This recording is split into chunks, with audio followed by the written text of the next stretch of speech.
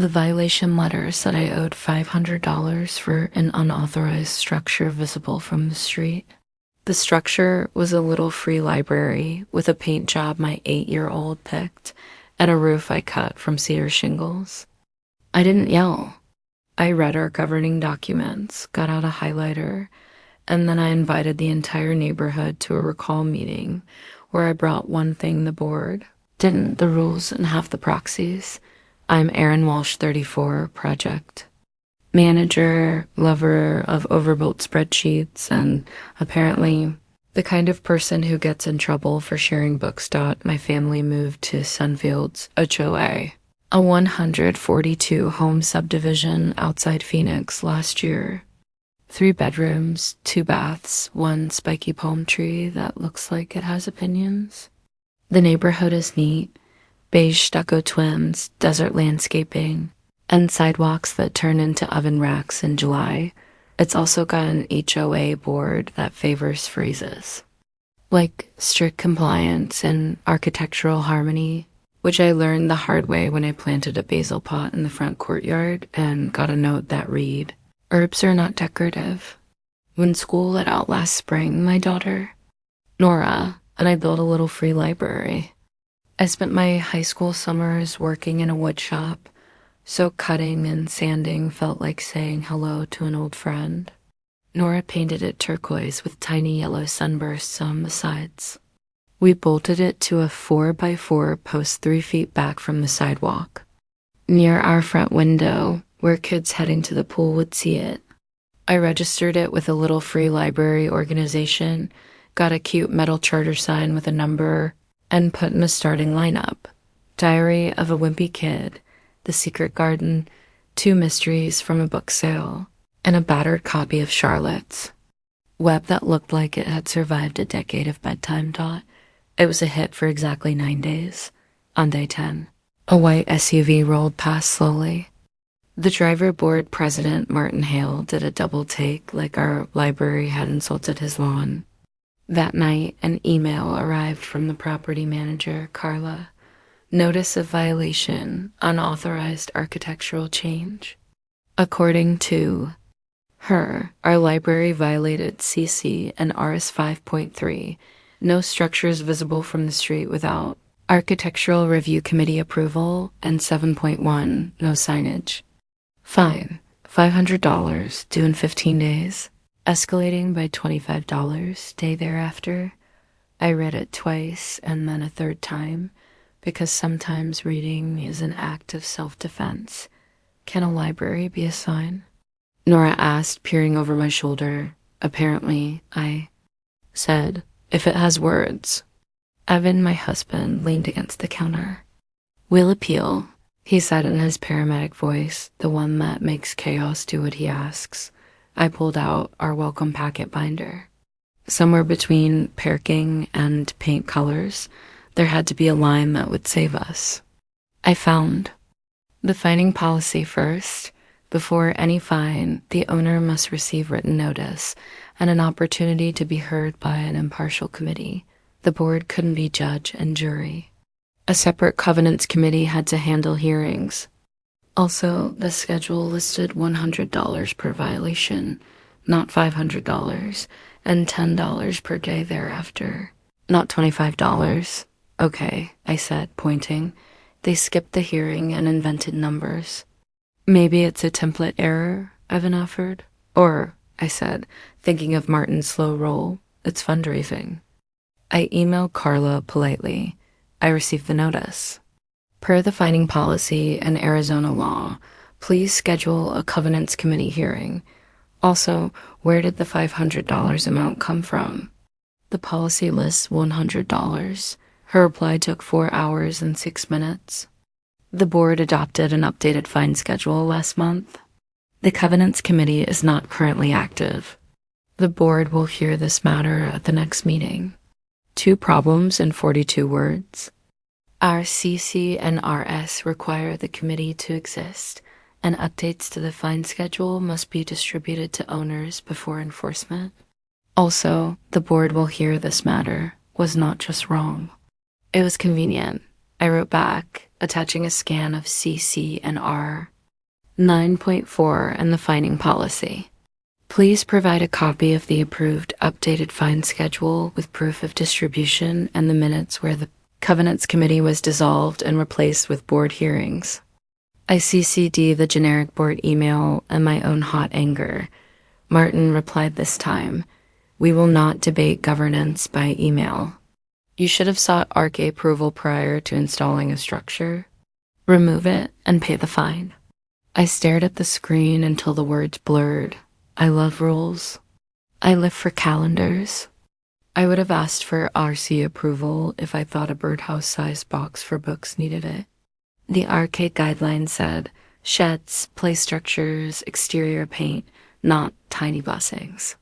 I posted in the neighborhood Facebook group, which we all pretend isn't official but somehow governs our lives. Hey neighbors, we built a little free library at address. It's registered and filled with Kidlit. The HOA fined us $500 and says we have to remove it. If you've enjoyed it, could you email the board? I'm requesting a hearing. Within an hour, there were 53 comments. Most were supportive. A few were the echo equivalent of kids these days. One from Martin, "This post is misinformation. Please direct questions to the property manager." He turned off comments, which is when people started texting me directly. "Jamie from 2 streets over. My teens have walked to your box every night. We'll show up at your hearing." Ms. Diaz, a retired teacher, "That box is my excuse to walk each morning." "I'll bake cookies for your meeting." Someone anonymous slid a photo of a board budget under my virtual door. Check the line for compliance revenue. I dug deeper. The 2024 operating budget listed $38,500 in compliance revenue, up from $12,000 the prior year. Our dues had also jumped 12%, supposedly for landscape improvements, but the line items for actual contract costs had barely changed. Where was the money going? I requested records, minutes, contracts, financials, and the updated fine schedule. Arizona law gives owners the right to inspect most records within 10 business days. Carla responded with a PDF stack and a note, effective immediately. The cost to research and compile records is $75 an hour, minimum 2 hours. She added an invoice. I paid it. Consider it tuition. The minutes were sparse, but one line popped. Board adopts revised fine schedule to reflect market conditions. Not attached. No proof of distribution. And then, like a neon sign, this: motion to suspend Covenants Committee due to lack of volunteers. Fines to be handled by board until further notice. A legal and convenient dot in the management contract. I found a clause tying Carla's company's fee partially to enforcement activity. The more violations, the bigger the bonus. I wasn't a lawyer, but even my cat's eyebrows would have gone up at that dot phase 1. Due process. I wrote a formal letter demanding a hearing before the Covenants Committee as required by our CC&Rs and state law. I copied our attorney's firm email found in the records and cited the exact sections. I asked for a stay of fines until the hearing occurred. I attached photos, the registration certificate, and a city email stating our library didn't require a permit or encroach on the right-of-way. Phase 2, neighbors. I printed flyers, keep the little free library, with a photo of Nora and me holding a stack of books. I included the date of the next board meeting and a line: you pay dues, you have a vote. I walked the streets in the evening with Nora on her scooter, and we met people. The box had already done what I hoped. Slipped a tiny string through the neighborhood and tugged. Phase 3, the petition. Our bylaws allow owners to demand a special meeting if 20% sign a petition. I drafted one calling for a recall election of the board for consistent failure to follow governing documents, improper fines, and elimination of required committees. I listed the sections. I left the last line plain: restore fairness, bring back the committee, adopt a micro-library. Policy, Phase 4, proxies. Our bylaws permit absentee ballots proxies for special meetings. I created a neighbor-to-neighbor outreach spreadsheet with every home, the owner's name from the records, their mailing address, half were investors out of state, and whether they were likely to support. I sent friendly letters to the off-site owners explaining the box, the fines, and the recall, and I included pre-addressed stamped return envelopes for proxies. I didn't ask them to love my box. I asked them to love due process. The board tried to make my hearing disappear. We don't have a covenants committee, Carla said. We can put you at the end of the March agenda for board comment. State law requires a hearing before an impartial body, I said, quoting the adjacent line so she knew I wasn't bluffing. The next day, a flyer appeared taped to my library. Remove this eyesore in Sharpie. I watched the doorbell camera replay 3 times and sighed. Anonymous courage always chooses the cover of night and cheap markers. The hearing finally got scheduled, sort of temporary review committee, at 8 a.m. on a Tuesday in the property manager's office 30 minutes away. The committee was 2 board members and Carla. They were not impartial, and they were not a committee. I brought a neighbor, Jamie, to witness. I brought an attorney friend on Zoom. I brought the city email, the bylaws, and the math. Per policy, fines must be $100 with $10 day and capped at $1,000 total. You levied $500 immediately with $25 day and no hearing. Also, the board cannot hear its own enforcement cases. Please rescind. Martin smiled like we were on a game show. The board has discretion, he said. Within policy, I replied. This isn't within anything. They deliberated for 3 minutes and returned with a script.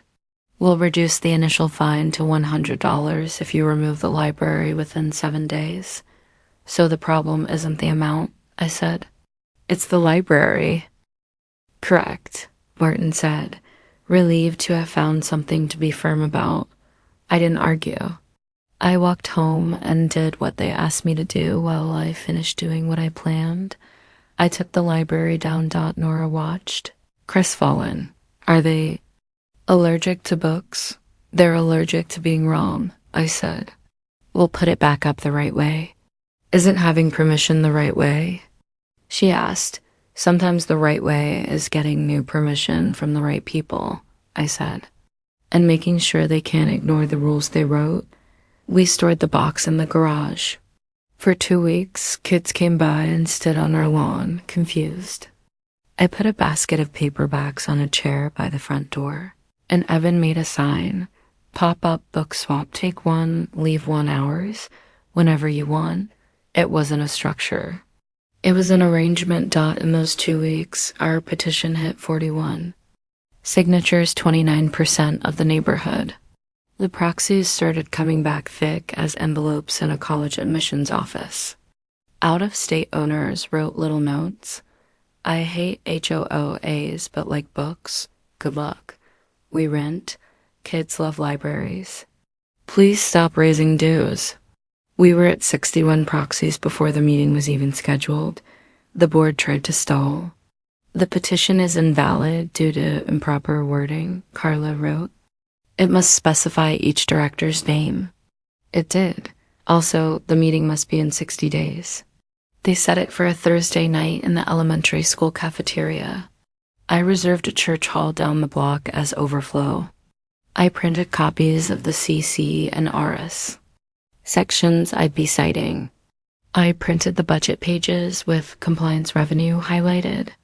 I printed a 1-page micro-library policy modeled on 3 other HOAs in the area that had adopted one. Height max, setback, colors from the palette, maintain in good condition. I printed the list of owners who'd asked for the box, back because their kids missed it, and then finally, the night came. The cafeteria smelled like floor wax and pizza memories. A banner on the wall said, "Readers are leaders," which felt like a wink from the universe. The board sat at a folding table on the stage like a panel at a small town press conference. President Martin, Vice President Stephanie, Treasurer Ron, and Secretary Liam. Carla stationed herself beside a cardboard ballot box and a sign that said, "Sign in here, ID required." People lined up out the door. "Quorum," Carla whispered to Martin, and Martin tried to hide his surprise. In normal months, the board barely hit quorum with proxies. Tonight, they had 100 bodies and me with a canvas tote full of envelopes. The property manager tried a trick first. "Only one person per household may attend due to fire code," she announced. "Point of order," I said, stepping to the mic like I was applying for a license to speak. The notice did not include attendance limits, and this room's posted capacity is 240. There are 118 of us here per sign-in. Also, our bylaws allow both co-owners to be present, even if only one may cast a vote. A murmur ran through the room like a smile. Martin cleared his throat. "We will proceed," he said. "Owners only." "Point of order," Jamie called from the second row. "Arizona law permits a designated representative. Renters may attend as the owner's representative with a proxy." She waved her signed letter. I loved her like coffee in that moment. "Fine," Martin said. "Let's begin." He tried to start with a speech about protecting property values and fiscal responsibility. I raised my hand again. Per the agenda attached to the notice, this is a special meeting for a recall election. No other business may be conducted. A man in the back yelled, "Let her talk." Another woman added, "We read the notice." The room had its own mind. It wanted rules followed regardless of team. I walked to the mic with my tote bag. "My name is Erin Walsh, 119 Sunfield," I said. "I called this meeting because the board fined my family $500 for a little free library without a hearing, using a fine schedule they did not adopt properly, and then told us there was no covenants committee even though our CC&Rs require one. I took the library down, but the problem isn't a box. It's compliance with the documents we all live under." I lifted the budget page. This year's budget projects $38,500 in compliance revenue, up from $12,000 last year. Meanwhile, dues went up 12% and the reserve study still says we're underfunded. I'm a project manager. This math has a smell. I held up a copy of CC&R 9.4. The board may levy fines only after notice and an opportunity to be heard by an impartial committee. The board eliminated that committee and replaced it with itself. That is not impartial. This is not about being anti-HOA. I like order.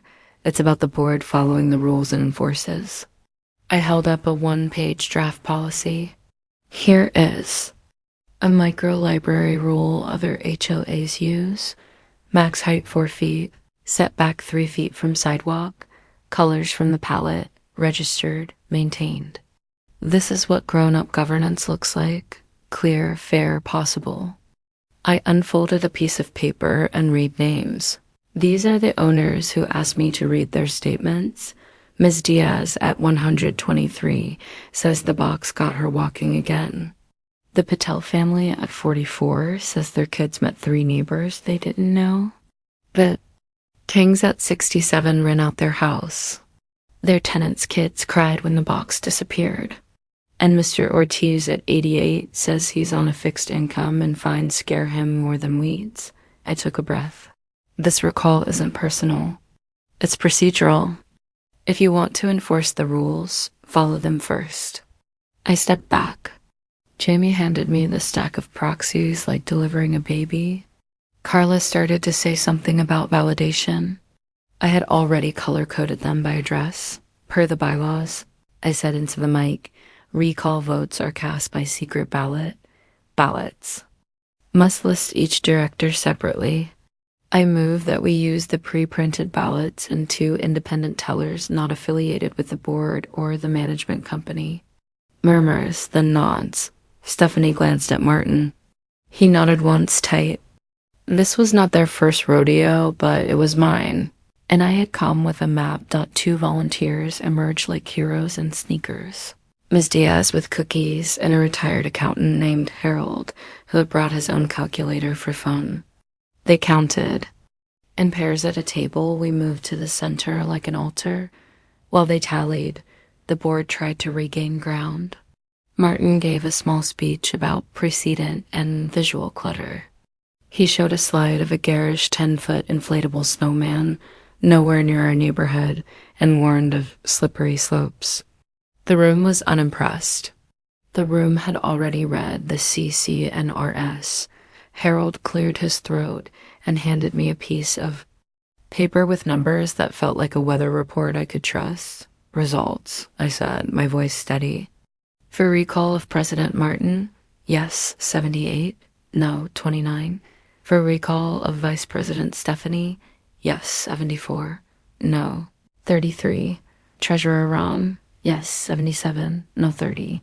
Secretary Liam, yes, 69, no, 38. Gasps, then applause, then the low rumble of neighbors realizing they had just done something unusual and completely legal per the bylaws. The recalls were immediate. Per section 3.7, I continued, the board vacancies are filled by a vote of the members present. We have 3 candidates who submitted interest in advance. Harold, retired accountant, Jamie, teacher, and Miss Patel, civil engineer. I'll serve as secretary if you need a 4th. Any nominations from the floor? 2 hands shot up. We say Omachu added them to the slate. Carla whispered to Martin, who was now just a homeowner with a suddenly heavy briefcase. He packed quietly. We held a quick vote paper slips, counted in the open. Harold, Jamie, and Miss Patel won handily. I was elected. Secretary by a margin of 3, which felt right. I like being the person who writes things down. New board, I said, blinking at the phrase. First motion. Harold stood, slightly overwhelmed but powered by numbers. Motion 1. Reinstate the Covenants Committee and suspend all fines. Issued without a proper hearing. Motion 2. Adopt an interim microlibrary policy as presented and task the RIG to finalize it within 60 days. Motion 3. Rescind the improper fine schedule and revert to the policy last properly adopted until a new one is noticed and voted on. Second, Jamie said to all 3, all in favor? I asked that hands went up like wheat in a breeze. I counted. It passed by chorus and by math. Motion 4, Miss Patel added, finding her voice. Direct management to provide the board a list of all enforcement activities for the last 12 months, including amounts collected and the basis for each fine, and to cease enforcement incentives in the management contract at renewal. Second, Harold said it passed. Martin approached the mic with a tight smile. Good luck, he said, the way a man wishes someone well in a language he doesn't speak. He left quietly, which might be the kindest thing he's ever done. For our neighborhood. The next week, the library went back up, 3 feet back, painted turquoise with the sunbursts. We added a small solar light and a sign that said, Registered Charter 10,745 with our number. The ARC approved it unanimously under the interim policy, which we later amended to specify maintenance, setbacks, and a path for removal if it ever became a hazard. Simple, reasonable, the kind of rule that allows yes to live in a neighborhood. That had previously specialized in no. We hosted a Saturday read-in on the Greenbelt. Ms. Diaz brought cookies, shaped like books. Jamie's teen set up a bookmark-making station. Someone's dad played guitar. I watched neighbors I had only waved at before sit on blankets together and swap paperbacks. A guy named Ken admitted over a brownie that he had voted to recall. Because of the fine math. My sister got a $200 fine for a trash can one day late, he said.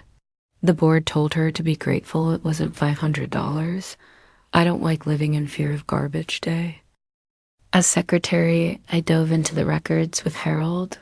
We found $21,000 in fines collected in 6 months and a handful of hearing notices that read like afterthoughts.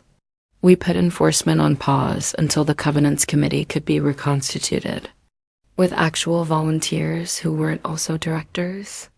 We recruited Ms. Ortiz, nurse, Mohammed, IT, and Mr. Pike, retired sheriff, for the committee. They were decent, detail-oriented, and uninterested in making examples of anyone at our first official board. Meeting 6 weeks after the recall, we adopted the finalized micro-library policy and asked the ARC to develop a good neighbor projects guide for things like pollinator gardens, little free pantries, and seasonal decor. We also did the boring work. We rebid the landscape contract, saving 7% without changing services. We started the reserve study update, and at renewal time, we removed enforcement incentives from the management contract and added a flat fee as for compliance revenue. We set this rule. Any fines collected go to a restricted fund for neighborhood amenities, shade trees, benches, little pockets of kindness, not to plug holes in the operating budget. The point is not to make money from failure. The board also adopted a due process checklist, notice with specific sections cited, cure period, hearing with the Covenants Committee, written decision. It's not glamorous, but fairness rarely is at our second meeting. A man came to complain about a neighbor's flag. The flag in question was a baseball team pennant. It's tacky, he said. He looked at me as if I would deliver a righteous smiting. The policy allows one non-commercial flag up to X size, I said, reading from the sheet. If you'd like to propose a change, we're accepting suggestions for the next ARC update. He frowned, unappeased by process, and then eventually shrugged. Rules cut both directions. That's how you know they're healthy. My favorite moment came on a Tuesday evening in October, when the air stopped pretending to be a hairdryer and started pretending to be air again. I watched Nora open the library door for a kid I didn't know. He took out Charlotte's Web, the copy we replaced, and said, "My mom read this to me when we lived in Mesa." His mom nodded. Now it's his turn. I thought about the recall meeting, about the way the room had made up its mind together, about Harold's calculator and Miss Diaz's cookies and Jamie's proxy wrangling. I thought about Martin packing his briefcase without making a scene.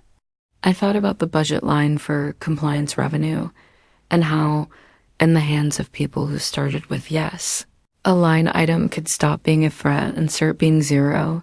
People like to say HOAs are tiny tyrannies. Sometimes they are, and sometimes they are the exact opposite. Tiny democracies where you can stand up with a tote bag and a speech, and the precise section of the CC&Rs, and change how your neighborhood works. We added a coda to our micro-library. Policy. This community encourages small acts of neighborliness that bring people together. It's not enforceable. It's a sentence we wanted to see in writing.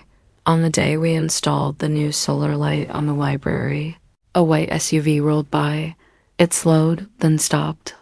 The window rolled down. Martin he didn't glare. He didn't smile. He nodded once toward the box. "My granddaughter likes goosebumps," he said. "You got any?" I opened the door and handed him two, like a truce offering from the land of paper. "Return or keep?" He asked either. I said, "Both." He drove off. The light on top of the library blinked on as the sun slid down behind the palms and made the stucco glow like someone had turned the saturation up on the evening. I stuck a new sticker on the inside of the library door, right above the checkout log. It read, "This neighborhood reads, if your HOA uses the rules like a hammer, Pick them up and use them like a level. Read the CC&Rs. Ask for the hearing. Collect proxies. Set the agenda. Then show up with cookies and a calculator. The recall is just a meeting. The real work is what you build after,